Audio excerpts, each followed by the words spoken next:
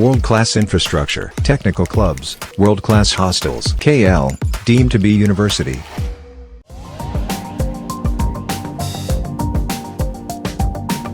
Tollywood megastar కు అరుదైన గౌరవం లభించింది. కేంద్ర ప్రభుత్వం తాజాగా ప్రకటించిన అవార్డులో మెగాస్టార్ చిరంజీవిని పద్మవిభూషణ్ వరించిన విషయం తెలిసిందే.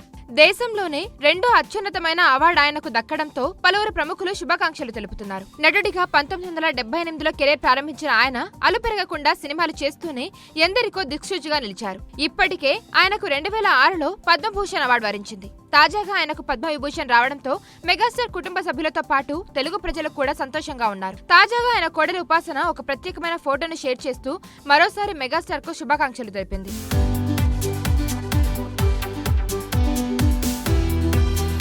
తన ఇన్స్టాగ్రామ్ లో చిరంజీవితో పాటు 5గురు మనవరాలతో కలిసి దిగిన ఫోటోను షేర్ చేసింది.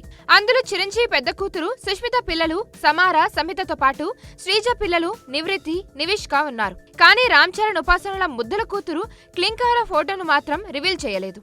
ముఖం స్పష్టంగా కనిపించకుండా బ్లర్ చేసి ఉంచారు. ప్రస్తుతం ఆ ఫోటో నెట్టింట వైరల్ అవుతుంది. మెగా ఫ్యాన్స్ ఆ ఫోటోను షేర్ చేస్తున్నారు. తన మావయ్య చిరంజీవికి శుభాకాంక్షలు చెబుతూ ఉపాసన ఇలా తెలిపారు. చిరంజీవి అంటే కేవలం సినిమాలకి పరిమితం కాదు, దాతృత్వంలోనూ ఆయన ముందుంటారు. జీవితంలో నాన్నగా, మామగారిగా, తాతగా మాకు స్ఫూర్తిని ఇచ్చారు. చిరంజీవికి అభినందనలు. చిరుత పద్మవిభూషణ్తో సత్కరించారని ఉపాసన తెలిపింది.